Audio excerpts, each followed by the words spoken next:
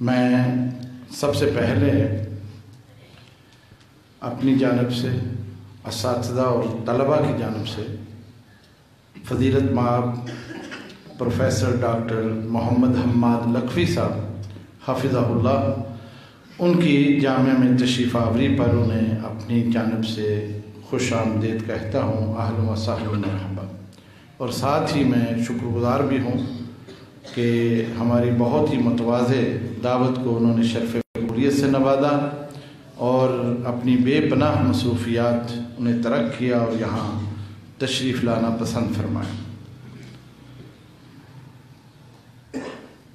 عزیز طلباء، ویسے تو ڈاکٹر محمد حماد لکھوی محتاج تعارف نہیں ہے، آپ کی اکثریت ان سے اور ان کے خاندان سے واقف ہوگی، لیکن بہت ہی مناسب ہے کہ میں 2-4 جملوں میں آپ کا ذکر خیر کروں۔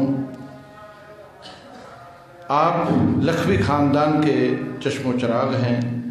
آپ کا خاندان بر صغیر میں بھی اور پھر پاکستان بننے کے بعد بھی الحمدللہ اس نے بہت سارے میدانوں میں بڑا نام کمایا۔ سیاست ہو، تعلیم ہو اور دیگر جتنے سماجی پروگرام ہیں ان میں الحمدللہ اس خاندان کے بہت سارے نامور حضرات وہ میدان عمل میں ہیں اور خدمت بجا لاتے ہیں۔ آپ مولانا محی الدین لکھوی رحمہم اللہ ان کے صاحبزادے ہیں۔ مولانا محی الدین لکھوی اپنے وقت کے بہت ہی بڑے بزرگ اور ولی تھے، مستجابہ دعوات تھے۔ دعوت کے کام میں انہوں نے علاقے بھر میں ان تمام علاقوں میں بہت کام کیا، لوگوں کے عقائد درست کیے، ان کے عمل کو درست کیا اور ان کی بہت بڑی خدمت ہے۔ جہاں کہیں بھی ان کا ذکر ہوتا ہے لوگوں کی آنکھیں ادب سے جھک جاتی ہیں، اس اعتبار سے کہ وہ بے لوث اور بے غرض ہو کے دعوت کا کام کیا کرتے تھے۔ ان کی بہت ساری باتیں اور ایمان افروز واقعات ان کو بہت سارے لوگوں نے اپنی کتابوں میں تحریر بھی کیا ہے اور ہمیں ان کو پڑھنا بھی چاہیے۔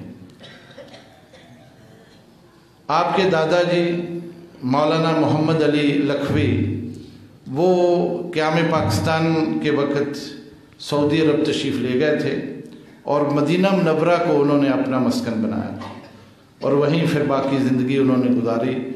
مسجد نبوی میں درس و حدیث کا کام وہاں کیا کرتے تھے اور بہت سارے آپ کے شاگرد وہاں موجود تھے جنہوں نے عرب دنیا میں بھی جا کے پھر اسی علم کو فروغ دیا تھا۔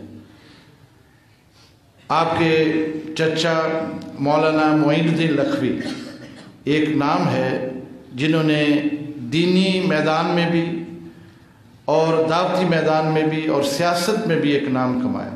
آپ جانتے ہیں کہ ضلع قصور کے اس علاقے سے وہ منتخب ہوتے تھے اور پھر پارلیمنٹ میں جا کے اسلام کی بہترین نمائندگی وہ کیا کرتے تھے اور ان کی وہ تمام تقریریں جو انہوں نے اسمبلی کے پلیٹ فارم سے کی ہیں اس وقت تاریخ کا حصہ ہے۔ اس قدر خوبصورت نمائندگی اسلام کی اس سے پہلے یا بعد میں کسی کو نصیب نہیں ہوئی۔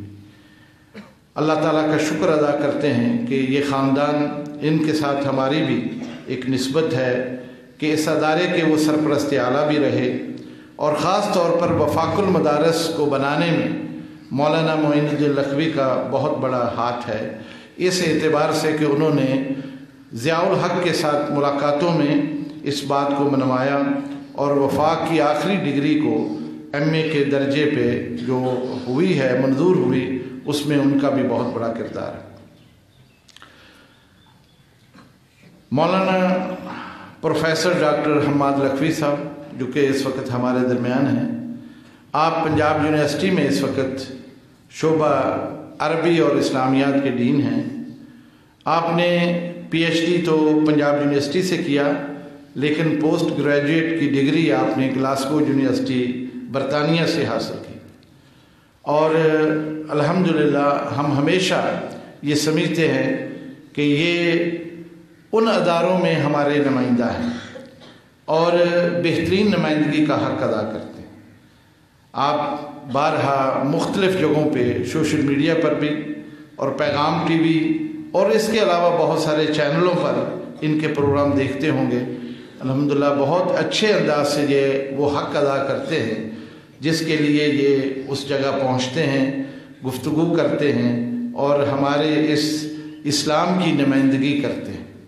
بہت ہی عمدہ اور بہت ہی دلیل کے ساتھ بات کرنے کا جو سلیقہ اللہ رب العزت نے انہیں تفویض کیا ہے، بہت کم لوگوں کو یہ نصیب ہوتا ہے۔ ڈاکٹر صاحب کا شمار ان لوگوں میں ہوتا ہے جن کی دعوت کا دائرہ صرف پاکستان میں نہیں بلکہ بیرون ممالک بھی ہے۔ آپ ہر سال برطانیہ کی مرکزی جمعیت اہل حدیث کی جو سالانہ کانفرنس ہے اس میں آپ کا کلیدی خطاب ہوتا ہے۔ اس کے علاوہ بہت سارے اور دیگر ممالک میں بھی آپ گئے۔ اس سال اتحاد امت کے نام سے اٹلی میں جو کانفرنس ہوئی اس میں بھی آپ شریک تھے اور آپ کا وہاں بھی خطاب سننے کے لائق۔ یہ اللہ کا فضل ہے کہ آپ کی اس دعوت کو مختلف جگہوں پر قبولیت حاصل ہے۔ اس وقت آپ یونیورسٹی کے کام کے ساتھ ساتھ ہماری بہت ہی تاریخی اور مرکزی جامعہ مسجد مبارک جو کہ اسلامیہ کالج لاہور میں واقع ہے اس کے خطیب بھی ہیں، اور رمضان المبارک میں وہاں آپ قرآن حکیم کا خلاصہ بھی بیان کرتے ہیں۔ الحمدللہ اس کے ساتھ ساتھ مضامین بھی آپ تحریر کرتے ہیں۔ میں یہ سمجھتا ہوں جو کچھ میں نے کہا ہے یہ ان کی زندگی کا ایک آپ یوں سمجھے بہت ہی اختصار کے ساتھ خلاصہ ہے۔ ویسے اس کام کو احاطہ تحریر میں اگر ہم لانا چاہیں تو ایک پورا مقالہ بنتا ہے۔ اللہ کریم ان کے علم و عمل میں برکت فرمائے اور ان کا سایہ دادیر ہمارے سروں پر رہے، سرپرستی فرماتے رہیں، ہمارے درمیان موجود ہیں۔ اور میں نے ان سے گزارش کی تھی کہ ہمارے طلباء وہ بہت اشتیاق بھی رکھتے ہیں اور ہمیشہ ایسے ہمارے جو مہمان آتے جاتے رہتے ہیں یہاں الحمدللہ، اور ان کے بیانات کو بڑی توجہ کے ساتھ طلباء سنتے ہیں۔ میں آپ سے بھی امید کرتا ہوں کہ آج کا بیان بھی آپ توجہ سے سنیں گے۔ موضوع ہے حالات حاضرہ اور موجودہ جو چیلنجز ہیں، اس کے لیے ہماری کیا ذمہ داریاں ہیں علماء کی، اساتذہ کی اور طلباء کی۔ اس عنوان پر آپ بیان فرمائیں گے، توجہ سے سماعت فرمائیں۔ میں آخر میں دوبارہ ان کا شکر گزار ہوں کہ تشریف لائے ہیں اور ہمیں یہ موقع نصیب فرمائے۔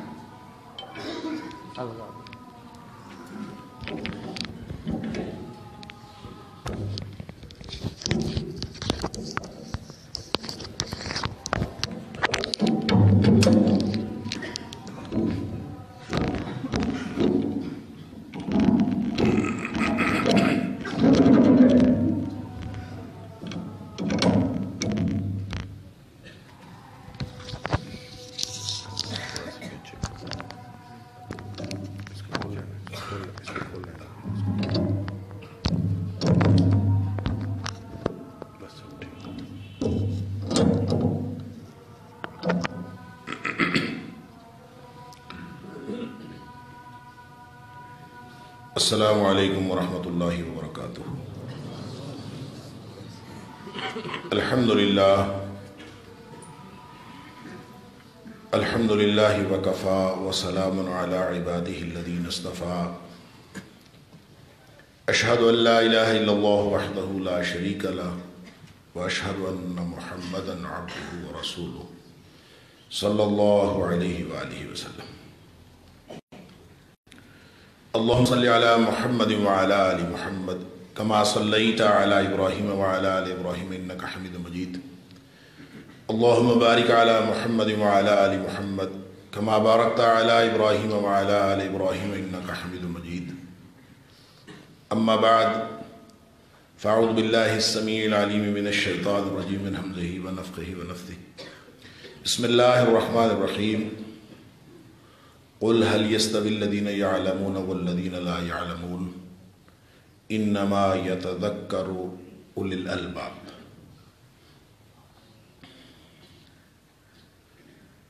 میرے لیے یہ بڑی ہی سعادت کی بات ہے کہ میں آج یہاں علماء و شیوخ کے علاوہ آپ جو دین کا علم پڑھنے والے ہیں ان کے درمیان موجود ہوں، اور میرے بارے میں چودھری یاسین ظفر صاحب نے جو کچھ فرمایا ایسا کچھ نہیں ہے، یہ ان کا حسن ظن ہے۔ اللہ تعالیٰ ان کا حسن ظن قائم رکھے اور میرے لیے ان سارے الفاظ کو دعا بنا دے، اور اللہ تعالیٰ ہم سب کے حق میں اس کو قبول فرما لے۔ میں تو ادنا سا دین کا طالب علم ہوں، اور آپ لوگوں کے درمیان آ کے اپنی کم مائگی کا احساس زیادہ شدت سے ہو رہا ہے، اور میں اپنے آپ کو اس قابل نہیں سمجھتا کہ مجھے آپ کو کوئی نصیحت کرنی چاہیے۔ آپ ماشاءاللہ اتنے بڑے بڑے شیوخ سے تعلیم حاصل کرتے ہیں، جن کا حق یہ ہے کہ مجھے ان کے سامنے ذان و تلمس طے کرنا چاہیے۔ اللہ تعالیٰ ہم سب کو دین حق پر قائم رکھے، وہ ہدایت نصیب فرمائے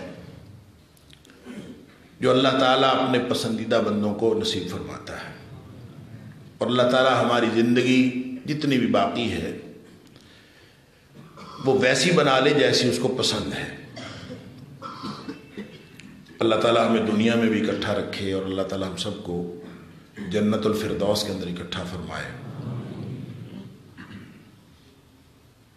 آج کے حالات کے چیلنجز کیا ہیں اور علماء کی ذمہ داری کیا ہے؟ مسائل اور چیلنجز کی بات کرنے سے پہلے مجھے تھوڑی سی گفتگو علماء کے حوالے سے کرنی ہے کہ علماء ہوتے کون ہیں، ان کی ذمہ داری کیا ہے۔ اور جب آپ حالات کے چیلنجز کی بات کرتے ہیں تو علماء کا معاشرے کے اندر کردار کیا ہوتا ہے اور کیا ہونا چاہیے۔ آپ نے یہ آیت کریمہ تو سنی ہوگی کہ انما یخشی اللہ من عبادہ العلماء، کہ اللہ سے علماء ہی ڈرتے ہیں۔ حالانکہ سارے ڈرتے ہیں، لیکن انما کے حصر کے ساتھ جو علماء کے بارے میں فرمایا ہے تو اس کا مطلب ہے کہ علماء کی خشیت کی یا علماء کے اللہ سے خوف کھانے کی حیثیت معاشرے کے اندر خصوصی ہے۔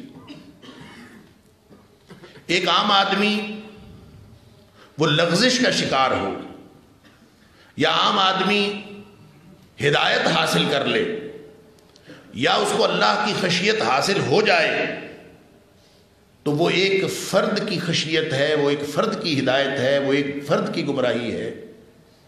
لیکن جو عالم کی خشیت ہے وہ دراصل پورے عالم کے اوپر اثر انداز ہوتی ہے، اور عالم کی لغزش وہ بھی پورے عالم کی لغزش شمار ہوتی ہے۔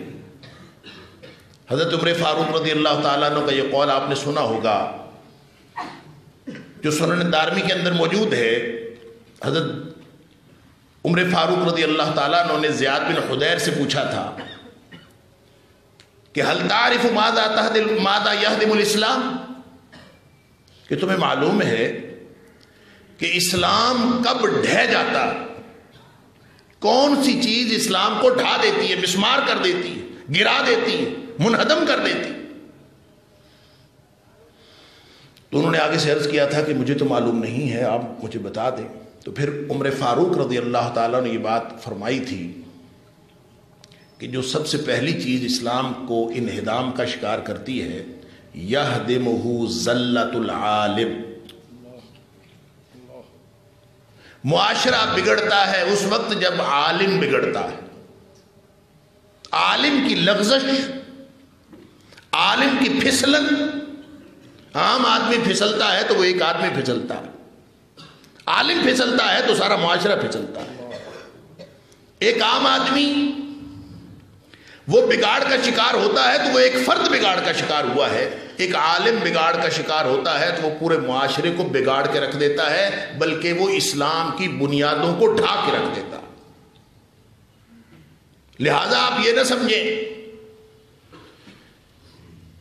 کہ دین کے علم کے لیے جو اللہ تعالیٰ نے آپ کو چنا ہے، چاہے آپ بائی چوائس آئے ہیں، چاہے آپ بائی چانس آئے ہیں، چاہے آپ اپنی مرضی سے آئے ہیں، چاہے اتفاقاً آپ جامعہ سلفیہ میں آ گئے، اتفاقاً آپ کو کوئی حالات ایسے بنے کہ آپ کو جامعہ سلفیہ میں داخل کروا دیا گیا، کوئی بھی وجہ ہو، یقیناً اللہ نے آپ سے کوئی بہت بڑا کام لینا ہے، ایک بہت بڑی ذمہ داری کے اوپر اللہ تعالیٰ نے آپ کو فائز کیا اور یہ سمجھ لیجئے کہ چاہے خشیت کی بات ہو، چاہے ہدایت کی بات ہو، چاہے لغزش کی بات ہو، چاہے بگاڑ کی بات ہو، چاہے بناؤ کی بات ہو، جو عالم کی بات ہے وہ پورے عالم کی بات ہے، اور جو عام آدمی کی بات ہے وہ ایک فرد کی بات ہے، لہذا آپ میں سے ایک ایک شخص پورے معاشرے کا ذمہ دار ہے۔ آپ کے پاس وہ گنجائش نہیں ہے جو عام فرد کے پاس گنجائش ہے۔ وہ رعایتیں جو شریعت نے دی ہیں وہ آپ کے پاس حاصل کرنے کے لیے نہیں ہے، وہ آپ کے پاس لوگوں کو دینے کے لیے ہے، خود اویل کرنے کے لیے نہیں ہے۔ آپ کے پاس وہ ہر شخص، وہ لطیفہ سنا ہوگا آپ نے، بڑا معروف لطیفہ ہے،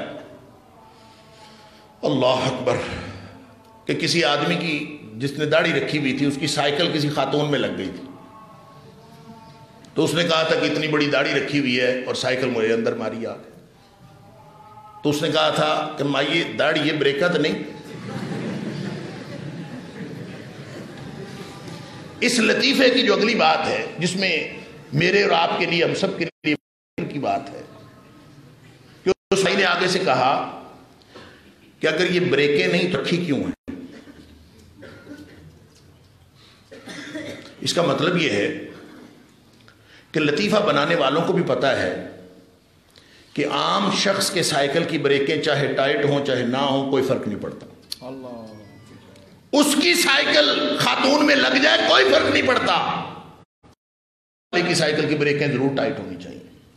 اس کے پاس یہ اختیار نہیں ہے، اس کے پاس یہ آزادی نہیں ہے کہ جیسے مرضی پھرتا رہے، اس کے پاس یہ خاص آدمی ہے، اس کو خاص حالات میں رہنا ہے، یہ عام لوگوں جیسا لباس نہیں پہن سکتا، عام لوگوں جیسی سائیکل نہیں رکھ سکتا، عام لوگوں جیسا بیہیویئر نہیں رکھ سکتا، اس کو اللہ نے خاص ذمہ داری دی ہے، یہ خاص آدمی ہے، اس کے اوپر پورے معاشرے کی ذمہ داری ہے، لہذا یہ اس طرح سے دنیا میں معاشرے میں بیہیو نہیں کر سکتا، اس کے پاس وہ آزادیاں اور رعایتیں نہیں ہیں جو عوام الناس کے پاس ہیں۔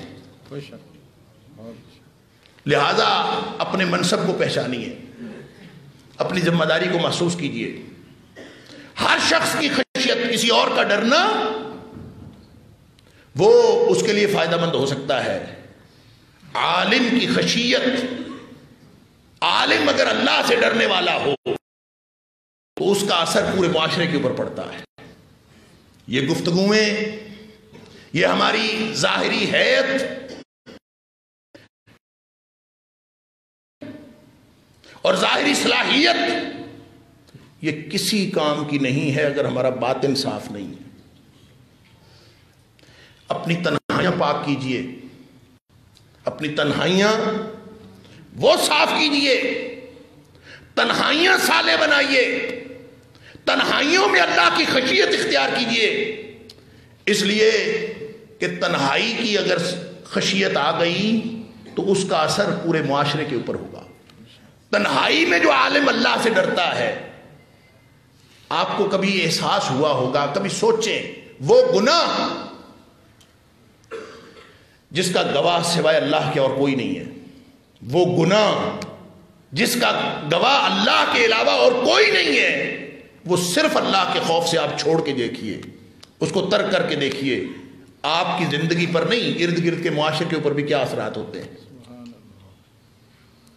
وہ گناہ جو آپ لوگوں کو ان کی باتوں سے ڈرتے ہوئے اس گناہ سے بچتے ہیں، لوگوں کے خوف سے بچتے ہیں، گناہ تو وہ بھی ہے، بچنا تو پھر بھی اللہ کی نعمت ہے، اللہ کی رحمت ہے، کسی بھی وجہ سے انسان بچ جائے، لیکن یہ جو بیریئر، یہ جو پابندیاں عالم کے اوپر لگتی ہیں، یہ عام شخص تو شاید بخشا جائے، عالم پکڑا جائے گا، اس لیے کہ یہ پورے معاشرے کا ذمہ دار تھا۔ لہذا علم کے اعتبار سے بھی دیکھ لیجئے، بڑی یونیورسٹیاں دیکھی ہیں اللہ کے فضل سے، 29 سال مجھے ہو گئے ہیں سرکاری اداروں میں پڑھاتے ہوئے، جس میں 23 سال پنجاب یونیورسٹی کا میرا ایکسپیرینس ہے، اور پوری دنیا کی بہت ساری یونیورسٹیوں میں گیا ہوں، یونیورسٹی آف گلاسگو سے پوسٹ ڈاکٹریٹ کیا ہے۔ لیکن میں آپ کو بتاؤں، جو علم ہے نا، العلم، جو اصل علم ہے، وہ کسی یونیورسٹی میں نہیں ہے، وہ آپ کے پاس ہے، وہ مدارس میں ہے۔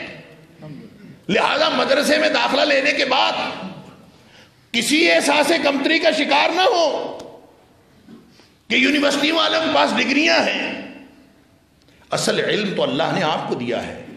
وہ علماء جن کی خشیت کو اللہ نے خصوصیت کے ساتھ بیان کیا ہے، وہ آپ علماء ہیں۔ اگر آپ علماء اپنا ظاہر و باطن اس ذمہ داری کے ساتھ جو اللہ نے آپ کی بنائی ہے، اس ذمہ داری کو مد نظر رکھتے ہوئے آپ اپنا ظاہر و باطن ٹھیک کر لیں، پورا معاشرہ ٹھیک ہو جائے۔ اس خشیت کا فرق پڑتا ہے، اس خشیت کا اثر پڑتا ہے۔ لہذا کالے کپڑے والوں کے اوپر جتنا مرضی داغ لگتے جائیں کوئی نہیں دیکھتا، سفید دامن پہ ذرا سا دھبا بھی دور سے نظر آ جاتا ہے۔ مجھے اور آپ کو اللہ نے اعزاز بخشا ہے کہ سفید دامن عطا فرمائے ہیں۔ ہمارے پاس گنجائش نہیں ہے کہ ورکشاپ والوں کی طرح ہم ہر طرح کے آلودہ کام کرتے پھریں۔ ہمارے پاس گنجائش صرف یہ ہے کہ صاف ستھرے کام کریں، جس سے ہمارے کپڑوں کے اوپر، دامن کے اوپر کسی قسم کا داغ نہ لگے۔ اللہ اکبر۔ پھر جو اگلی بات ہے، یہ علماء کی جو خشیت ہے، ایک عام آدمی کا ڈرنا اور عالم کا ڈرنا، وہ جو نبی کریم صلی اللہ علیہ وسلم نے دعا سکھائی ہے، یاد ہوگی آپ کو، اللہم اجعل سریرتی خیرا من علانیتی واجعل علانیتی صالحا۔ اللہ میرا باطن میرے ظاہر سے اچھا کر دے۔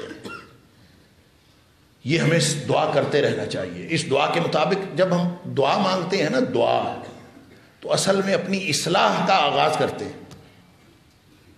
آپ جب بنا دے تو اصل میں آپ وہ بننا چاہتے ہیں۔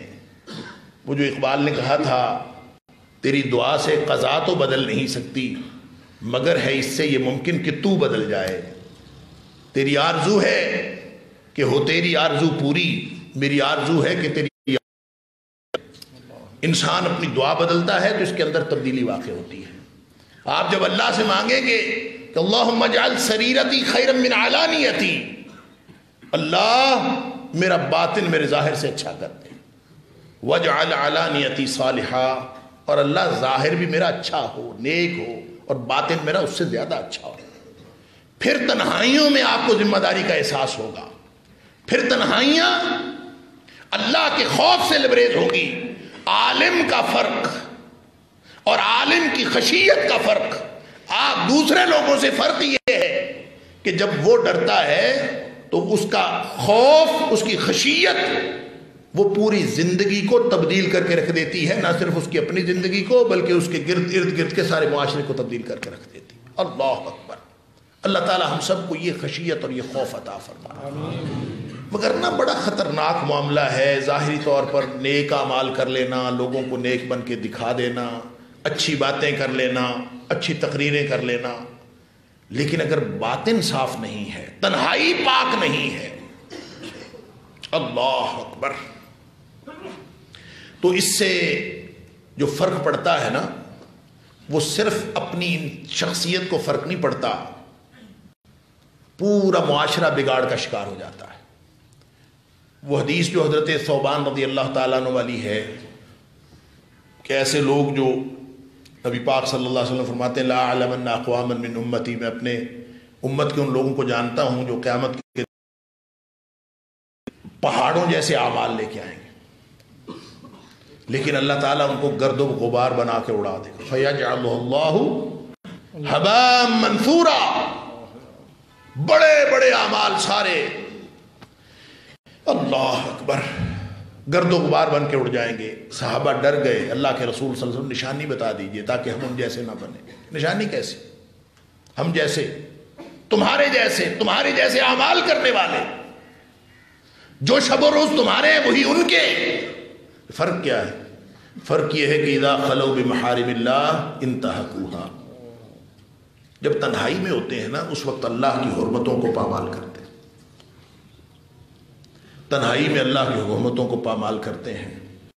میں اکثر سوچتا ہوں کہ یہ حدیث جب صحابہ کرام نے سنی ہوگی، آپ اندازہ کریں اس دور کا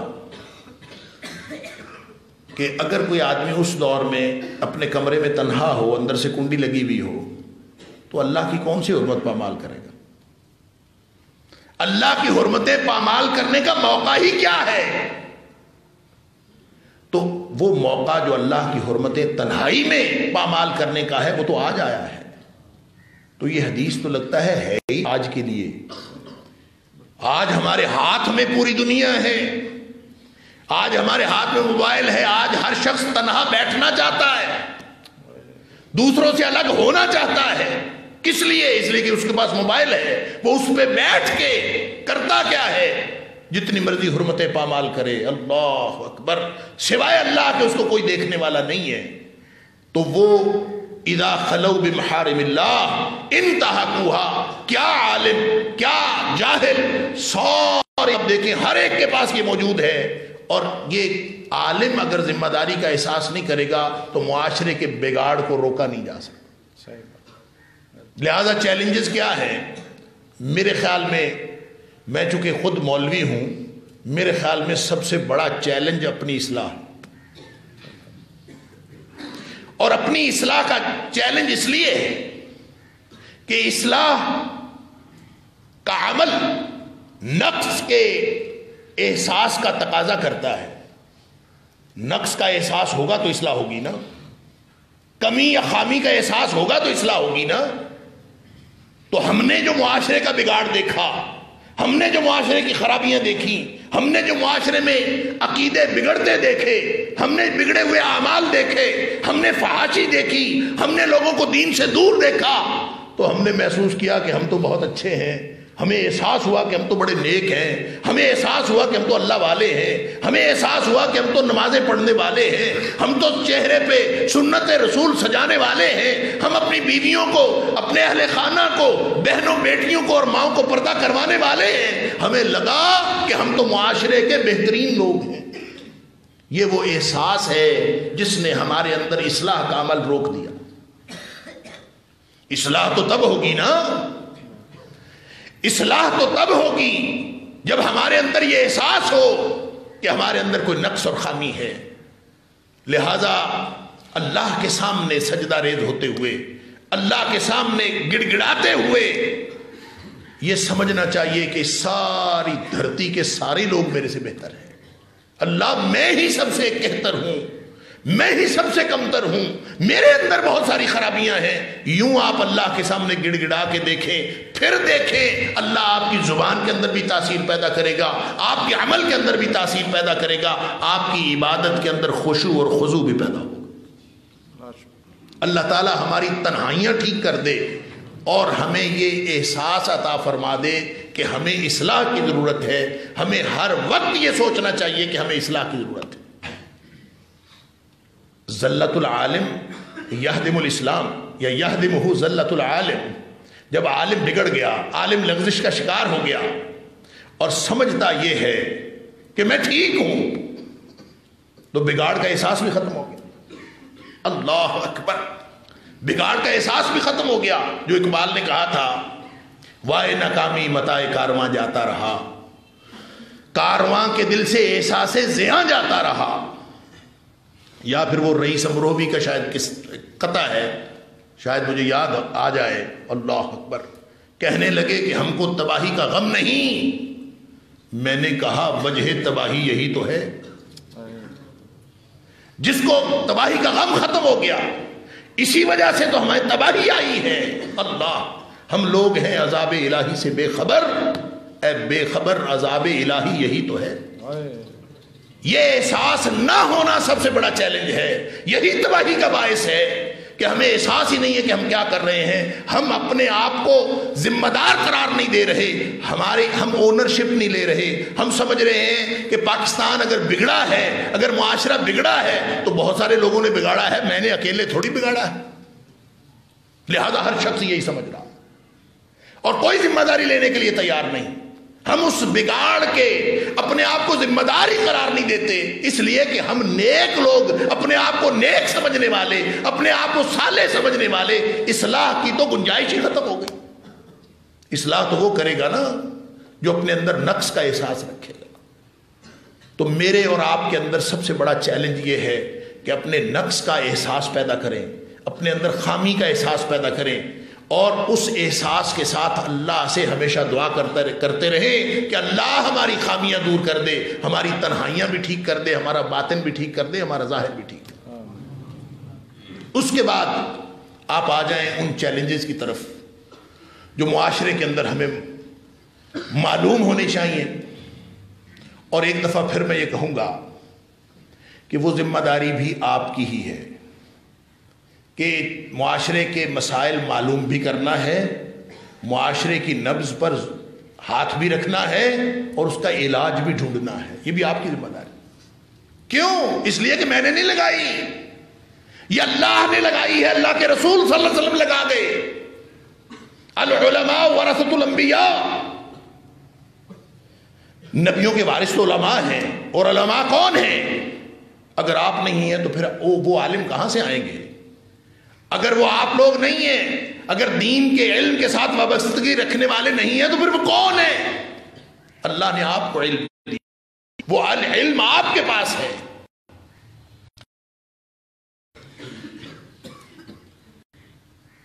نبی پاک صلی اللہ علیہ وسلم فرمایا جو بنی اسرائیل تھے نا، تسوسہم الانبیاء، کانت بنو اسرائیل تسوسہم الانبیاء.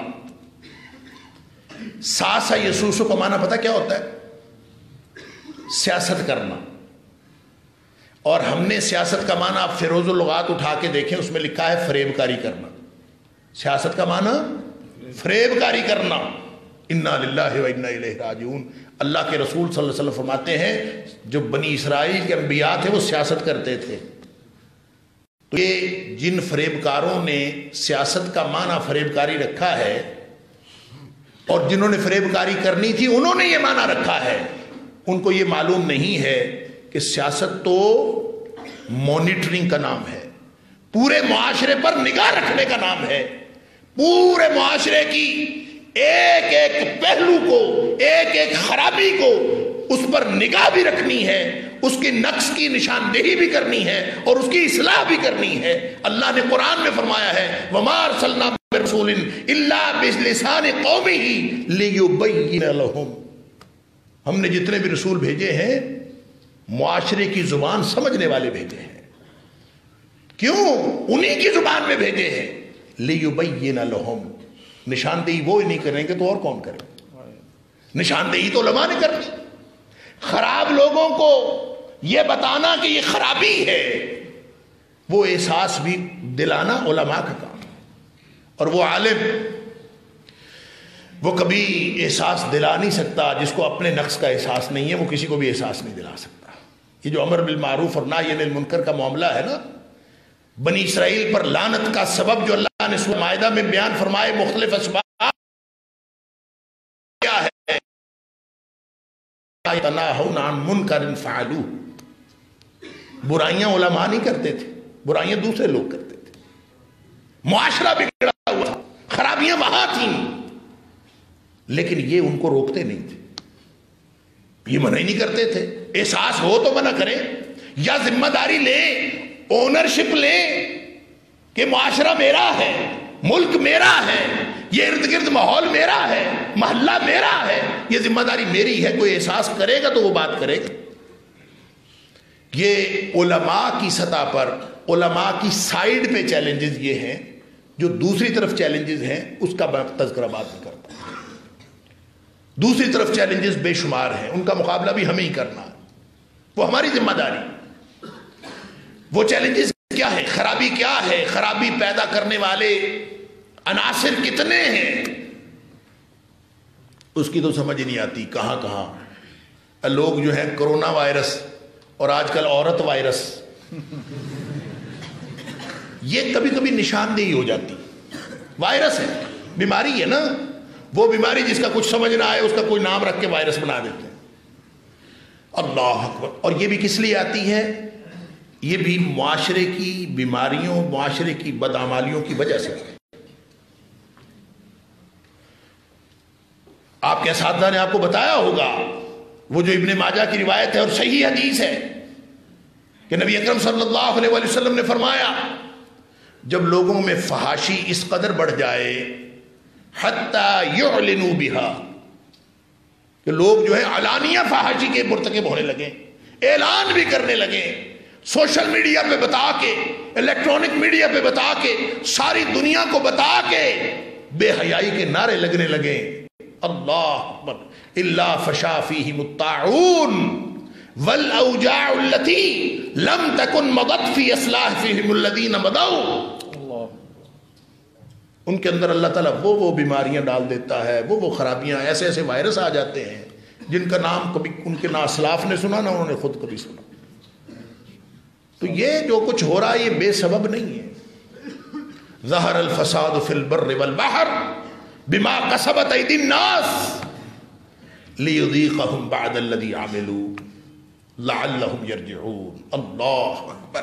یہ جو بگاڑ پیدا ہوا ہے، یہ جو ہر چیز درہم برہم ہو گئی ہے، خشکی اور تری پر فساد پیدا ہو گیا ہے، یہ بے سبب نہیں ہے.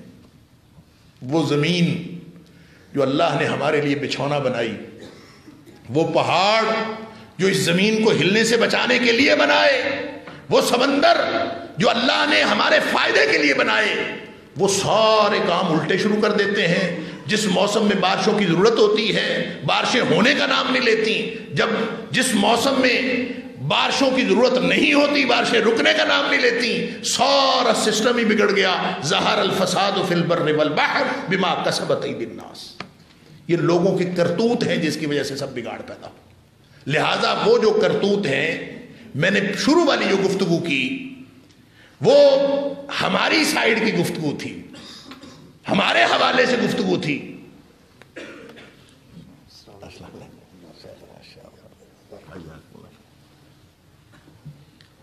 لیکن جو معاشرے میں بگاڑ ہے، جو دوسری طرف بگاڑ ہے، اس کے ذمہ دار بھی تو ہم ہیں. پورے معاشرے میں جو بگاڑ پیدا ہوا ہے وہ بھی کرتوتوں کے سبب. یہاں صرف امید کی بات یہ ہے لیذیقہم بعد الذی عملوا. یہ امید کی بات ہے، عذاب نہیں آیا ابھی، اللہ نے ابھی پکڑ نہیں کی. اس لیے کہ اگر اللہ پکڑ لیتا نا، وَلَوْ يُؤَاخِذُ اللَّهُ النَّاسَ بِمَا كَسَبُوا، اللہ اگر لوگوں کے کرتوتوں کے سبب پکڑ لیتا، مَا تَرَكَ عَلَى ظَهْرِهَا مِن دَابَّةٍ، تو روئے زمین پر کوئی جاندار تمہیں چلتا ہوا نظر نہ آتا. اتنا بڑا عذاب آتا اللہ کا.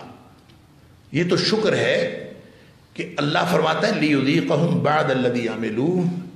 یہ تھوڑا سا چکھایا ہے میں نے، تھوڑے سے اعمال کا تھوڑا سا بدلہ چکھایا ہے، اس لیے لعلہم یرجعون، کہ شاید کہ لوگوں کی واپسی ہو جائے، لوگ واپس پلٹنے کے لیے سوچیں. اور واپس پلٹنے کے لیے وہ سوچے گا نا جس کو احساس ہو کہ میں غلط رستے پہ جا رہا ہوں. جو بگاڑ کا شکار ہو گئے، جو اپنے نعرے کی حفاظت کر رہے ہیں، جو اپنے غلط عمل کی دلیل پیش کر رہے ہیں، ان کو کیا احساس کہ وہ بگاڑ کا شکار ہو گئے. لہذا سمجھ لیجئے، یہاں سیکولرزم کی بات آپ نے سنی ہوگی، یہاں آپ نے فیمنزم کی بات سنی ہوگی، یہاں آپ نے بے شمار ازمز کی بات سنی ہوگی، مختلف قسم کے نام سنے ہوں گے. اصل میں سارے کے سارے لادینیت کے اور الہاد کے روپ ہیں جو مختلف ناموں سے معاشرے کے اندر موجود ہیں. لیکن ان کا مقابلہ کیسے کرنا ہے؟ اس خرابی کو، جو اس خرابی کا شکار ہوئے ہیں، ان کو تو احساس ہی نہیں ہے کہ ہم خرابی کا شکار ہیں. ان کو تو یہ احساس ہی نہیں ہے کہ یہ خرابی ہے. وہ احساس جن کو ہونا تھا وہ میں اور آپ ہیں. ہمیں یہ فکر نہیں ہے کہ وہ کس قدر، کس بنیاد پر، کس وجہ سے آج تک ہم نے سوچنے کی کوشش کی کہ یہ جو چند بے حیا عورتیں 8 مارچ کو نکلتی ہیں مارچ کرنے کے لیے، اس کے پیچھے فلسفی کیا ہے، یہ شروع کہاں سے ہوا، ان کو بیماری کیا ہے، کبھی سوچا ہے؟ یہ مدرسے والوں کا کام ہی نہیں. ہم سمجھتے ہیں ہمارا مسئلہ ہی نہیں، یہ مسئلہ ان کا جو کرتے. جو کرتے ہیں ان کو احساس نہیں کہ ہم غلط کر رہے ہیں. بیمار ذہن کے لوگ ہیں. بیمار کو اپنی بیماری کا بھی احساس نہیں ہے. جب ڈاکٹر کو بھی نہیں پتا کہ بیمار ہے تو علاج کون کرے گا؟ ذمہ دار تو آپ ہیں, ذمہ دار تو میں ہوں. ہم لوگ ذمہ دار ہیں جن کو اللہ نے اپنے نبی پاک صلی اللہ علیہ وسلم کی میراث کا وارث بنایا ہے. ذمہ دار تو ہم ہیں. تسوسہم الانبیاء, نبی مانیٹرنگ کرتے تھے, نبی نگاہ رکھتے تھے معاشرے کے اوپر. اللہ اکبر. اب نبی پاک صلی اللہ علیہ وسلم کی اس دنیا سے تشریف لے جانے کے بعد ذمہ داری تو امتیوں پہ ہے نا. فَلْيُبَلِّغِ الشَّاهِدُ الْغَائِبَ. نبی پاک صلی اللہ علیہ وسلم سارا دین صحابہ تک پہنچا کے ڈیوٹی لگا گئے. جو موجود ہیں ہر اس شخص تک پہنچا دیں جو موجود نہیں. لہذا ذمہ داری ہمارے اوپر آ. وہ خرابیاں ان کی نشاندہی بھی کرنی ہے. لِيُبَيِّنَ لَهُمْ. معاشرے کی زبان آنی چاہیے, معاشرے کا ڈائلیکٹ آنا چاہیے, معاشرے کی نفسیات کا علم ہونا چاہیے, اور اس نفسیات کی تاریخ بھی پتہ ہونا چاہیے کہ یہ کیا مسئلہ ہے. میں اگر اپنے آپ سے پوچھوں کہ سیکولرزم کی ڈیفینیشن کیا ہے, سیکولرزم کا مطلب کیا ہے, جو اپنے آپ کو سیکولر کہتا ہے اس کو بیماری کیا ہے, تو شاید مجھے بھی اس کی تاریخ کا پتہ نہیں, اس لیے کہ میں اپنے آپ کو ذمہ دار ہی نہیں سمجھتا. میرا کیا تعلق سیکولرزم کے ساتھ؟ لیکن جو اس بیماری میں مبتلا ہے اس کا علاج پھر کس نے کرنا؟ کتنا بڑا چیلنج. اللہ اکبر. تو چیلنج یہی ہے کہ ہمیں یہ نہیں پتا کہ چیلنج کیا ہے. وہ جو میں نے پہلے عرض کیا, وہ کہتے ہیں کہ یہ جو ہے نا افلاطون, سقراط کو یہ ماحول ملا تھا یونان میں. جو بڑے 3 فلسفیوں کے نام آپ نے سنے ہوں گے, سقراط, افلاطون اور ارسطو. ارسطو شاگرد ہے افلاطون کا, افلاطون شاگرد ہے سقراط کا. لیکن سقراط سے پہلے ایک ایسا بدبخت گروہ آیا تھا جن کو تاریخ میں دنیا سوفسطائیوں کے نام سے جانتی. سوفسٹس, ان کے 3 بڑے نمائندہ فلسفی گزرے ہیں. ایک پروٹاگوراس تھا, ایک انیکساگوراس تھا, ایک پروٹاگوراس تھا, ایک گورجیس تھا, ایک پروڈیکس تھا. اچھا, وہ ان کا پورے گروپ کا جو نقطہ نظر تھا وہ مجھے یوں لگتا ہے کہ یہ ایسے ہی تھا جیسے آج کے بے دین طبقے کا. وہ کہتے تھے علم نام کی کوئی چیز نہیں, اس دنیا میں کہ علم کچھ بھی نہیں ہے. پروٹاگوراس کا مثلاً اس کا ایک مشہور مقولہ جو تاریخ اس کو جانتی ہے وہ ہے مین از دا میئر آف آل تھنگس. آدمی ہر چیز کا پیمانہ, آدمی ہر چیز کا پیمانہ ہے کا مطلب یہ ہر آدمی خود جس کو اچھا سمجھے وہ اچھائی ہے, جس کو برا سمجھے وہ برائی ہے. لہذا ہو سکتا ہے کوئی چیز میرے لیے اچھی ہو اور آپ کے لیے اچھی نہ ہو, لہذا آپ جو آپ کے لیے اچھی آپ اس کو خیر کہیں, جو آپ کے لیے اچھی نہیں آپ اس کو شر کہیں. لہذا خیر اور شر کا تصور ہر ایک کا اپنا اپنا, خیر اور شر کا تصور اپنا اپنا, علم کا تصور اپنا اپنا, اور اخلاق کا تصور اپنا اپنا, سب ہر تصور اپنا اپنا. مین از دا میئر آف آل تھنگس, آدمی ہر چیز کا پیمانہ ہے. تو آپ یہ بتائیں اصلاح کس نے کرنی ہے جب میں بھی ٹھیک ہوں آپ بھی ٹھیک ہیں؟ افلاطون نے اپنے مکالمات کے اندر سقراط کا اور ایک ریاضی دان کا ایک فرضی مکالمہ لکھا. وہ کہتا ہے کہ جو تم کہتے ہو وہ پروٹاگوراس کو, اصل میں پروٹاگوراس کا ایک ریاضی دان کا اس نے مکالمہ لکھا. وہ کہتا ہے یار پروٹاگوراس, سنا ہے تم یہ کہتے ہو کہ جو میں کہتا ہوں وہ بھی ٹھیک ہے اور جو تم کہتے ہو وہ بھی ٹھیک ہے. وہ کہتا ہے ہاں, جو میں کہتا ہوں وہ بھی ٹھیک ہے, جو تم کہتے ہو وہ بھی ٹھیک ہے. وہ کہتا ہے اچھا پھر میں کہتا ہوں تم غلط کہتے ہو. وہ کہتا ہے یہ بھی ٹھیک ہے. تو پھر غلط کیا ہے؟ مجھے لگتا ہے ہم ایسے معاشرے میں رہے, سب ٹھیک ہے. وہ کہتا ہے اوپر سے دیندار طبقے نے ایک نعرہ بنایا ہے, اپنا مذہب چھوڑو نہ, کسی کے مذہب کو چھیڑو نہ. کمال ہو گئی. جو کچھ کرتا ہے کرتا رہے. مغرب بھی یہی کہتا ہے, وہ کہتا ہے مذہب پرائیویٹ معاملہ ہے, اپنا اپنا ذات کا. تو پھر معاشرے کا کیا ہے؟ جو نبی تھے جن کا کام ہوتا تھا پورے معاشرے کی نگاہ رکھنا, پورے معاشرے کی نبض پہ ہاتھ رکھنا, ان کی نفسیات کو چیک کرنا. شاید وقت بتا دیجیے کتنی دیر اور نہیں بتا دے شاید. میں اچھا گستاخی سن رہے ہیں سارے. اعوذ باللہ من الشیطان. تو نبیوں کا تو کام ہی ہے بھائی. اگر آپ نبیوں کے وارث ہیں, اگر ہم نبیوں کے وارث ہیں اور ہیں, تو پھر پورے معاشرے پر نگاہ رکھنی ہے. ان کی خرابیوں کی نشاندہی بھی ہم نے کرنی ہے. ہمیں, اور ہم کیسے کریں گے؟ ہمیں پتا ہوگا تو کریں گے نا. تو یہ بے خبری ہے. میں عرض یہ کرنے لگا تھا کہ اس ماحول میں سقراط کا کارنامہ پتہ کیا ہے؟ مورخین لکھتے ہیں کہ اس کا صرف یہ کارنامہ ہے کہ اس نے علم کی معروضی حیثیت کو بحال کر دیا. کیا مطلب؟ کہ علم ایک عالمگیر چیز ہے, وہ ذاتی نہیں ہے, وہ سب کا ہے. اس چیز کو علم کہیں گے جو سب کے درمیان مشترکہ ہو. اس کی ایک لمبی تفصیل ہے. آپ کسی ایسے معاشرے میں ہوں جس معاشرے میں ہر بندہ ہی ٹھیک ہے, تو وہاں آپ ان کو ٹھیک کیسے کریں گے؟ کتنا مشکل کام ہے. لہذا اس نے ٹھیک شیک کوئی نہیں کیا. اس کو تو ایک واقعہ ہوا اتفاقاً کہ اس کے کسی شاگرد نے کسی مندر کی کاہنہ سے پوچھا, کوئی اپالو مندر کی کاہنہ سے, کہ یہ بتاؤ کہ ان کے خیال میں, ان کے عقیدے کے مطابق کاہنہ تو سب کچھ جانتی تھی نا. تو اس نے اس سے پوچھا کہ یہ بتاؤ ایتھنز کا سب سے بڑا دانا کون ہے؟ ایتھنز میں سب سے زیادہ جو جانتا ہے, جو سب سے بڑا دانا ہے, وہ کون ہے؟ اس نے کہا سقراط.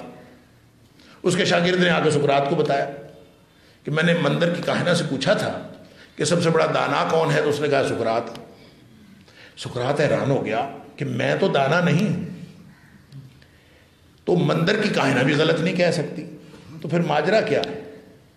وہ اس سوال کا جواب ڈھونڈنے نکلا تھا کہ ایتھنز کا سب سے بڑا دانا کون ہے.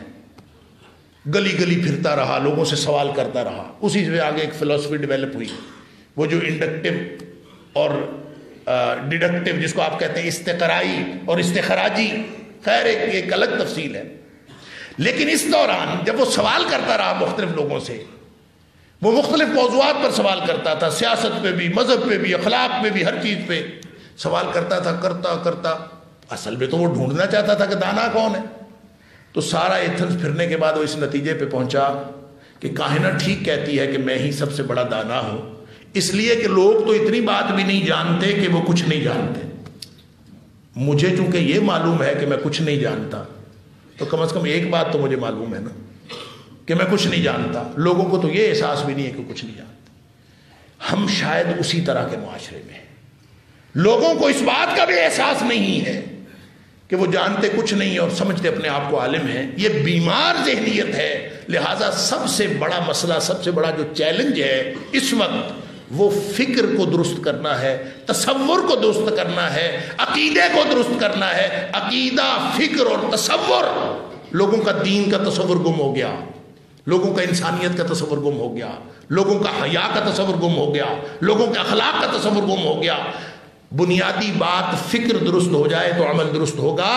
فکر درست کرنا کس نے ہے؟ فکر کو درست کرنا کس نے ہے؟ فکر کو درست وہ کرے گا جو نشاندہی کرے گا. جہاں نقص کا احساس ہوگا تو اصلاح کا امکان پیدا ہو.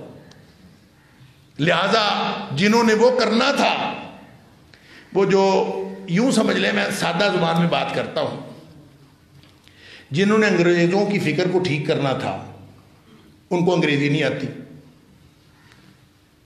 جنہوں نے انگریزوں کی فکر کو ٹھیک کرنا تھا ان کو انگریزی نہیں آتی. اور جن کو انگریزی آتی ہے ان کی فکر ٹھیک نہیں ہے. تو پھر کیسے اصلاح ہو؟ چیلنج سمجھ میں آیا؟ وہ ہمارا ایک دوست ہے, وہ مذاق سے کہتا ہوتا تھا مومنوں کو انگریزی نہیں آتی. ہم اللہ کا شکر ہے مومن ہیں, ہمیں نہیں آتی. انگریزی کافر زبان ہے. اللہ اکبر. لہذا میرے بھائیوں, میرے عزیزوں, اس فکر اور فلسفے کو سمجھنے کی کوشش کرنا کہ جس نے خرابی پیدا کی ہے, یہ بھی ہمارے چیلنج کا حصہ ہے. یہ ہمارے لیے چیلنج ہے. وَمَا أَرْسَلْنَا مِن رَسُولٍ إِلَّا بِلِسَانِ قَوْمِهِ لِيُبَيِّنَ لَهُمْ. بدبخت کافر لکھتا ہے کرائسس آف اسلام. کبھی سنا ہے برنارڈ لیوس کی کتاب امت کا بحران, اسلام کا بحران؟ یعنی ہمارا بحران وہ بتا رہے what went wrong Bernard Lewis کی کتاب ہے، اور وہ کہتا ہے کہ اس امت کے ساتھ اصل گڑبڑ کیا ہوئی، اصل خرابی کیا ہوئی ہے. ہماری خرابیاں وہ بتا رہے ہیں، ہمیں یہ بھی نہیں پتا. اچھا یہ جو نہ پتا ہونا تو یہ عذاب ہے ہی، جن کو پتا ہے وہ اس سے بڑا عذاب بن گیا. یہ ایک اور مسئلہ بھی ہے، جنہوں نے پڑھا ہے نا ان کو، ہم نے تو پڑھا نہیں، ہم تو اس لیے خوش ہیں، اور جنہوں نے پڑھا ہے نا، اللہ ہی بچائے تو بندہ بچتا ہے. جنہوں نے پڑھا ہے وہ ایمان لے آئے، جنہوں نے اس کو پڑھا ہے وہ اس پر ایمان لے آئے. جس کے پاس یہ استعداد نہ ہو کہ وہ کھرے اور کھوٹے کو پرکھ سکے، اور یہ استعداد کتابیں پڑھنے سے نہیں آتی، وہ جو میں نے پہلے بات کی ہے اس سے آتی ہے. یہ قرآن کہتا ہے آپ کتابیں جتنی مرضی پڑھ لیں، حق اور باطل میں فرق کرنے کی صلاحیت پیدا نہیں ہو سکتی. حق اور باطل میں فرق کرنے کی صلاحیت پیدا ہوتی ہے. تو یا ایھا الذین آمنوا ان تتقوا اللہ یجعل لکم فرقانا، تم تقوی اختیار کرو، اللہ کی ناراضگی سے کے کاموں سے بچنے کی کوشش کرو، اللہ کی رضامندی حاصل کرنے کی کوشش کرو. اللہ تمہارے اندر حق اور باطل میں فرق کرنے کا پیمانہ رکھتے.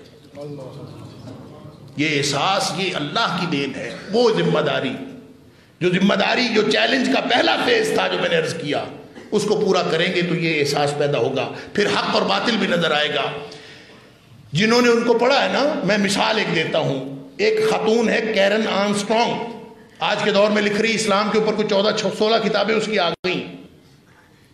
کسی نے نام سنا ہے؟ اس نے سیرت پر 2 کتابیں لکھی.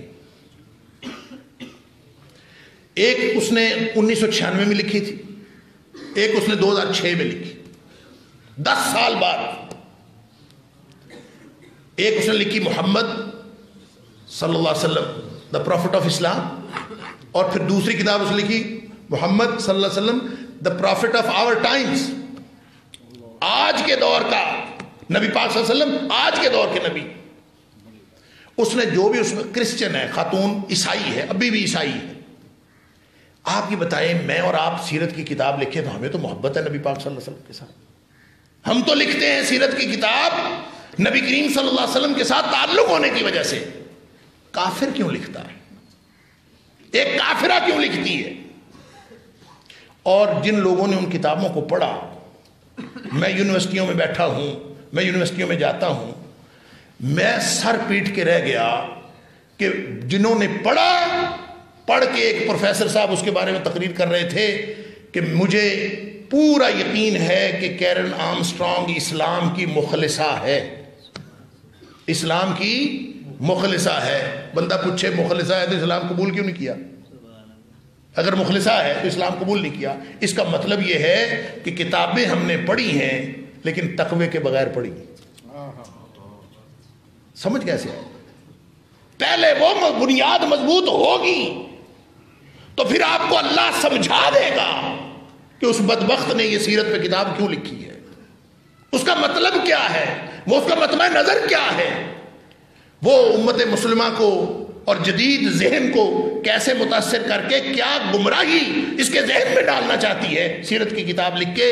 یہ فرق اس کو پتہ چلے گا جو تقوی کو مضبوط کرنے کے بعد اس کو پڑھے گا، جو اللہ سے تقوی کی بنیاد پر فرقان کا طالب ہوگا، اس کو سمجھ آئے گی. اللہ اکبر. لہذا سن لیجئے، کوئی مخلصہ نہیں ہے. مخلصہ ہوتی تو اسلام قبول کرتی. وہ سیرت پر 2 کتابیں لکھ کے بھی کافرہ کی کافرہ ہے. ہم دعا کرتے ہیں اللہ اس کو ہدایت دے دے، لیکن اس نے پتہ کیوں لکھی ہے؟ اس نے ہمیں گمراہ کرنے کے لیے لکھی. مسلمان پڑھیں گے، اس نے یہ کہا ہے کہ نبی کریم صلی اللہ علیہ وسلم اگر آج کے دور میں ہوتے تو وہ مغرب میں ہوتے تو بھی اس معاشرے کے اندر چھا جاتے، مشرق کے اندر ہوتے تو بھی اس معاشرے کے اندر چھا جاتے، آج کے دور کے تقاضوں کو پورا کرتے. اصل میں وہ نبی پاک صلی اللہ علیہ وسلم کی تعریف نہیں کر رہی، اصل میں ہمیں سمجھا رہی ہے کہ مغربی تہذیب قبول کر لو، کوئی فرق نہیں پڑتا. لیکن اس کو کون سمجھے؟ اس کو وہی سمجھے گا جس کو اللہ نے تقوی عطا فرمایا ہوگا، جس کو اللہ نے فرقان عطا فرمایا ہوگا، وگرنہ سمجھ نہیں آئے گی. لہذا ذمہ داری ہماری ہے، لیکن اپنی اصلاح کے بعد معاشرے کی فکر کی، تصور کی ان خرابیوں کو سمجھیں، میں انتہائی اختصار کے ساتھ 4 باتیں آپ کے سامنے رکھنا چاہتا ہوں کہ 4 بڑی وجوہات ہیں، یہ 4 بڑے اسباب ہیں جنہوں نے اصل میں اس فکر اور عقیدے کو خراب کیا ہے اور خراب کرتے جا رہے ہیں مسلسل۔ اس میں ایک تو وجہ یہی مغربی الحاد ہے۔ مغرب کا الحاد کبھی اسلام کی نظر میں، کبھی اسلام کی شکل میں، کبھی وہ سیرت کی شکل میں، کبھی وہ اسلام پر اور امت کے خیر خواہ بن کے وہ ہماری بنیادوں کو کھوکھلا کر رہے ہیں۔ ہمیں پتہ ہی نہیں چل رہا، ہمیں سمجھ ہی نہیں آ رہی۔ جن کو نہیں پتا، میں کہتا ہوں وہ جو بے خبری ہے وہ چھوٹا عذاب ہے، اور جن کو پڑھنے کے بعد بھی نہیں پتا اصل عذاب تو یہ ہے۔ اللہ اکبر۔ تو بہرحال 4 باتیں، ایک مغربی الحاد ہے، اس کو سمجھیں گے نہیں تو مقابلہ کیسے کریں گے؟ لہٰذا میں آپ سے درخواست کروں گا، اور علماء سے بھی اور آپ کے شیوخ سے بھی درخواست کروں گا کہ مغربی فکر و فلسفہ کو اپنے کورس میں شامل کریں، اپنے نصاب میں شامل کریں۔ ہم سمجھنے کی کوشش، میں سعودی عرب گیا، جتنی جامعات میں گیا، میں جا کے ان سے یہی بات کرتا تھا۔ جس استاد سے بات ہوئی، میں ان سے جتنی مجھے ٹوٹی پھوٹی عربی آتی تھی، میں ان سے یہ بات کرتا تھا کہ آپ مغربی فکر و فلسفہ کو اس میں شامل کریں اپنے نصاب میں۔ کوئی چیز ہے ایسی جو آپ اس کو سمجھنے کے لیے اپنے طلبہ کو سمجھا رہے؟ تو وہ ہر استاد تقریباً کم و بیش وہ کہتا تھا عقیدہ، کیونکہ وہ شروع سے لے کے عقیدہ پڑھانا شروع کرتے ہیں اور کئی سال تک عقیدہ پڑھاتے ہیں۔ وہ مجھ سے پوچھتا تھا اچھا آپ عقیدے کی بات کر رہے ہیں؟ میں کہتا تھا ہاں میں عقیدے کی بات کرتا ہوں، لیکن اپنے نہیں، ان کے عقیدے کی بات کرتا ہوں۔ ان کا عقیدہ سمجھیں گے تو سمجھ آئے گی کہ خرابی کیا ہے۔ ہم اپنے عقیدے کو تو پڑھتے ہیں، ہم ان کے عقیدے کو نہیں پڑھتے۔ لہذا سن لیجئے، آپ کو مغربی فکر و فلسفہ سمجھنے کی ضرورت ہے اور اس کو نصاب میں شامل کرنے کی ضرورت ہے۔ جب تک آپ نہیں پڑھیں گے، آپ نہ الحاد کو سمجھ سکتے ہیں، نہ اس الحاد کی تباہ کاریوں کا مقابلہ کر سکتے ہیں۔ اللہ تعالیٰ آپ کو ہمت دے اور اللہ تعالیٰ آپ کے اندر وہ صلاحیت پیدا کرے۔ 2 زبانیں، ایک انگریزی اور ایک عربی، اگر اللہ تعالیٰ آپ کو ان 2 زبانوں میں پورا عبور دے دے تو پھر آپ اسلام کی صحیح تبلیغ کر سکتے ہیں۔ پھر آپ پوری دنیا میں اللہ کے فضل سے آپ کا پوری دنیا آپ کا میدان ہے۔ اور یہ نہ سمجھیں کہ وہ کوئی ہے، کوئی کہیں بے خبری میں مر گیا تو ذمہ دار آپ ہیں۔ اونرشپ لیں، ذمہ داری لیں۔ اکیلے بیٹھ کے اللہ نے آپ کو منتخب کیا دین کا علم پڑھنے کے لیے، آپ عام آدمی نہیں ہیں۔ لہذا ایک مغربی الحاد کو سمجھنے کی ضرورت ہے، اور دوسرا ایک اور سبب جس نے ہماری فکر کو آلودہ کیا ہے، یہ جتنے عزم ہیں، یہ کبھی موقع ملا تو میں مغربی الحاد کی تاریخ آپ کو بتاؤں کہ کس طرح سے ایک ایک کر کے سٹیپ بائی سٹیپ ہمارے ذہنوں کو آلودہ کیا گیا ہے، اور ہمیں سمجھ نہیں آتی کب ہم الحاد کا شکار ہو گئے۔ یہ بالکل وہی بات ہے جو اللہ تعالیٰ نے فرمایا تھا لا تتبعوا خطوات الشیطان، شیطان کے قدموں کی پیروی نہ کرو۔ وہ انسان کو کبھی ایک دم گمراہ نہیں کرتا، وہ سٹیپ بائی سٹیپ ایک ایک قدم کر کے گمراہ کرتا ہے۔ ہم ساتھ ہی ساتھ پھسلتے چلے جاتے ہیں اور پتہ ہی نہیں چلتا کہ ہمارے ساتھ ہو کیا گیا۔ دوسرا بڑا سبب جہالت ہے، اور وہ جہالت کیا ہے تو یہ الحاد بھی جہالت، لیکن یہ تو ڈگریوں کے نام پر ہے، پڑھی لکھی کمیونٹی کے اندر ہے، لیکن ایک وہ جہالت ہے جو دین کے نام پر جہالت پھیلائی جا رہی ہے۔ یہ بڑی پرانی بیماری ہے، یہ آج کے دور میں بھی موجود ہے۔ یعنی پاکستان میں بر صغیر کے اندر خاص طور پر مولوی بننے کے لیے کیا ضرورت ہوتی ہے؟ ڈگری کی نہیں، کسی مدرسے کی سند کی نہیں۔ یہاں مولوی بننے کی سب داڑھی بنی ہے، کرتا لمبا پہننا ہے، سر پہ پگڑی رکھنی، اس کے بعد آپ جس کو مرضی گمراہ کرے آپ کو سرٹیفکیٹ ہے، کوئی نہیں دیکھتا۔ اور ہمارے یہاں ایک پروفیسر کا بیٹا، دیوبندی تھے، دیوبندیوں کا بیٹا، وہ کوئی کسی وجہ سے گھر سے ناراض ہوا تو گھر سے بھاگ گیا۔ اس نے بیچارے نے، وہ والد صاحب اس کے بڑے نیک آدمی ہیں، انہوں نے مدرسے میں پڑھایا، حافظ بنایا، اچھا پڑھا لکھا، اچھا، لیکن اس کو پتہ ہے کہ یہاں علم کا دور دورہ نہیں ہے، جہالت کا دور دورہ ہے۔ لہٰذا وہ گھر سے بھاگ گیا. بعد میں پتہ چلا, اس کے والد صاحب سے پوچھا کہاں ہے آج کل؟ کہتا ہے جی وہ فلاں علاقے میں ہے, پیر بنا ہوا ہے, نام بھی اس نے بدلا ہوا ہے, اور پیر بخاری کے نام سے اس علاقے میں مشہور ہے, دم درود بھی کرتا ہے. یہ ہے سکہ رائج الوقت. اس جہالت کا علاج بھی کس نے کرنا ہے؟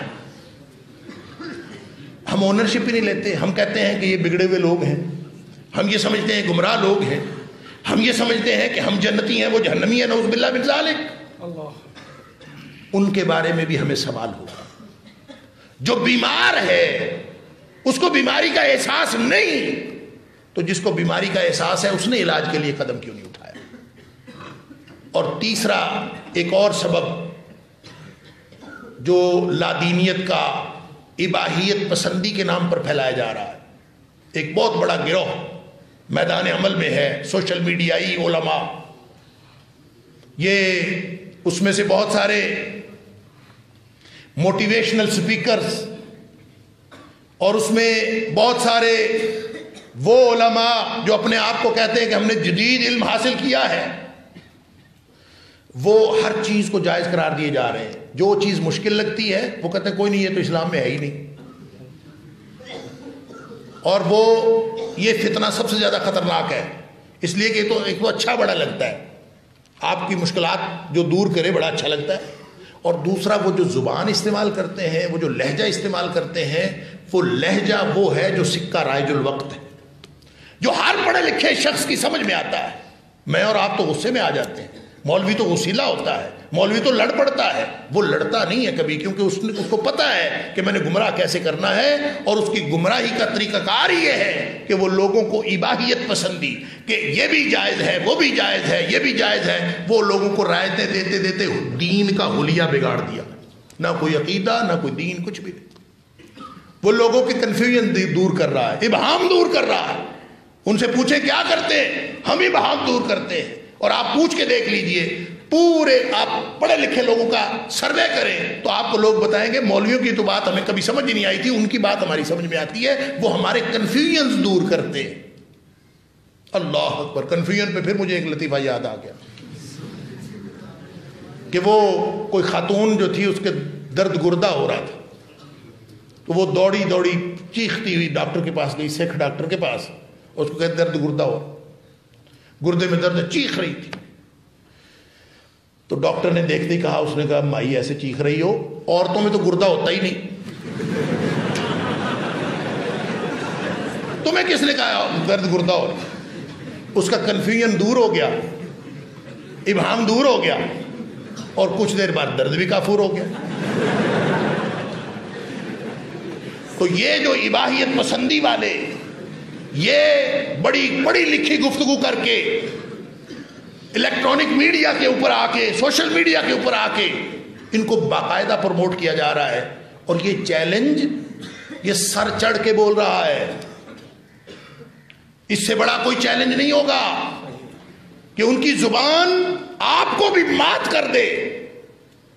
ان کا لہجہ شاندار لہجہ, الفاظ کا چناؤ بہترین, آپ ان کے ساتھ مناظرہ کر کے دیکھ لیں, آپ ہار جائیں گے وہ جیت جائیں گے, اس لیے کہ ان کی ٹریننگ ہی یہ ہوئی ہے کہ ہم نے مولویوں کو کس طرح سے زیر کرنا. یہ بھی ہمارا چیلنج ہے, اس کو بھی ہم نے میٹ کرنا ہے, عقیدہ ٹھیک کرنا ہے. اگر عقیدے کی خرابیاں دور کرنی ہے, اگر چیلنجز کا مقابلہ کرنا ہے, تو آپ کو بھی وہی ڈائلیکٹ, وہی انداز گفتگو, وہی اسلوب, وہی الفاظ کا چناؤ یہ حاصل کرنا ہوگا. اللہ اکبر. اور ایک آخری بات, آخری سبب,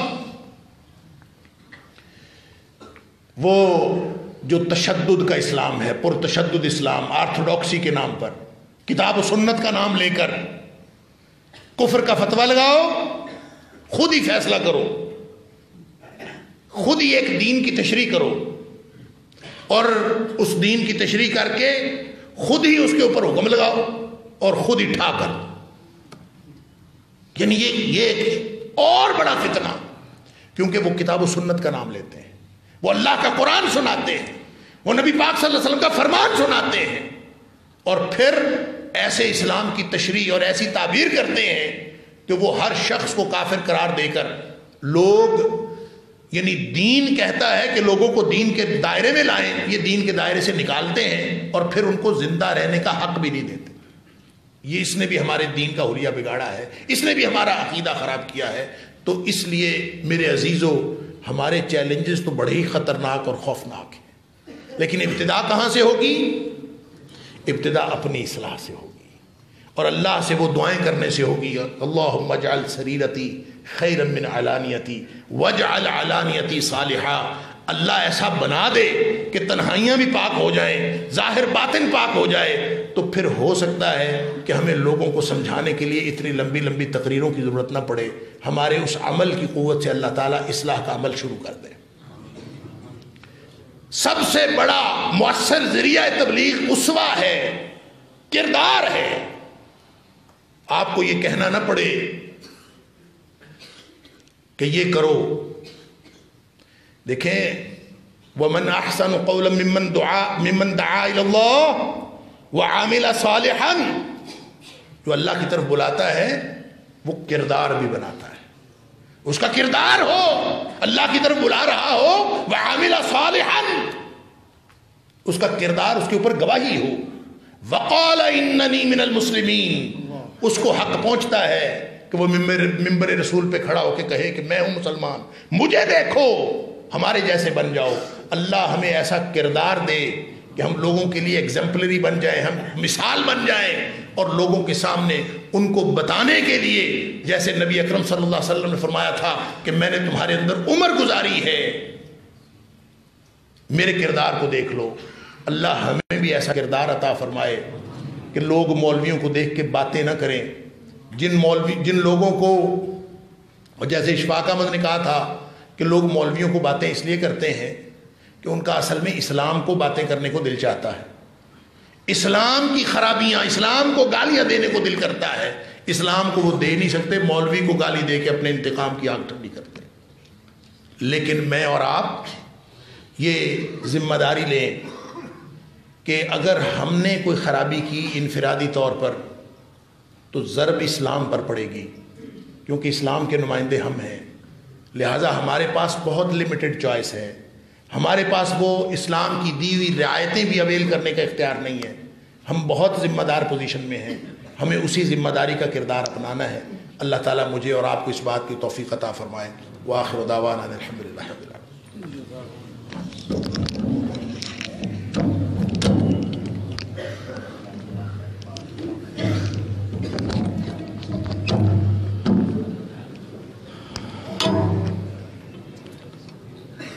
الحمدللہ ہم سب نے بہت ہی توجہ کے ساتھ ڈاکٹر صاحب کی فکر انگیز اور ایمان افروز گفتگو سماعت کی ہے. بلا شبہ پوری گفتگو میں دل کی کھڑکیاں کھلی رکھی ہیں، اور میں یقین سے یہ بات کہتا ہوں کہ آپ کا ایک ایک حرف ہمارے دلوں پہ رقم ہو گیا. ہم کوشش کریں گے مستقبل میں کہ ان خطوط پر کام کریں اور ان چیلنجز کو حل کرنے کے لیے اپنا کردار بھی ادا کریں. حضرات گرامی، میں اپنے اساتذہ اور طلباء کی طرف سے ڈاکٹر صاحب کا انتہائی شکر گزار ہوں. الحمدللہ اللہ رب العزت نے یہ ماحول ہم سب کو مہیا کیا ہے اور ان کی سرپرستی ہم سب کو حاصل ہے. میں پہلی اپنی گفتگو میں ایک بات ذہن سے میرے نکل گئی تھی جس کا ذکر کرنا بہت ہی ضروری ہے. لکھوی خاندان بر صغیر میں اس کا ایک بہت بڑا کردار ہے، اس کی ایک بڑی تفصیل ہے. چونکہ وقت نہیں ہوتا ہے کہ ہم اس تفصیل میں جائیں، لیکن ان کی جو دینی، علمی، دعوتی خدمات کا اگر نچوڑ دیکھا جائے تو ایک تفسیر محمدی کے نام سے اس خاندان میں ایک فرد نے، ایک بزرگ نے اس کو لکھا ہے، اور یہ پنجابی زبان کی تفسیر ہے. آپ یقین کریں کہ میرا خیال اس تفسیر سے پہلے اور بعد میں شاید اس طرح کی مؤثر اور خاص طور پر دیہاتی حلقوں میں اس طرح کی تفسیر موجود نہیں ہے. اور اس کی وجہ سے جو لوگوں کے عقائد درست ہوئے، عمل درست ہوئے، اور بہت سارے لوگ انہوں نے اپنے آپ کو درست خطوط پر اپنے آپ کو ڈالا ہے. یہ ایک بہت بڑا حصہ ہے اور یہ اس خاندان کا یہ اعزاز ہے کہ وہ تفسیر لکھنے والے بھی اسی خاندان سے تعلق رکھتے ہیں. میں ڈاکٹر صاحب کی جو خدمات ہیں اس کا ایک مختصر سا خاکہ میں نے آپ کے سامنے رکھا ہے. جامعہ میں تشریف لانے والے ہمارے جتنے بھی اس طرح اسکالر ہوتے ہیں، علماء ہوتے ہیں، ہم دل و جان سے ان کی قدر کرتے ہیں اور ہمیشہ اساتذہ بھی اور طلباء بھی ان کے لیے دعا گو رہتے ہیں. لیکن اس موقع پر ہم ایک یادگار شیلڈ ان کی خدمت میں پیش کرتے ہیں جو یاد دلاتی رہے کہ وہ یہاں تشریف لائے تھے. تو میں حضرت شیخ الحدیث حافظ عبدالعزیز الوی صاحب، محترم جناب حافظ مسعود عالم صاحب اور مولانا یونس صاحب سے گزارش کروں گا کہ یہ شیلڈ ان کی خدمت میں پیش کریں.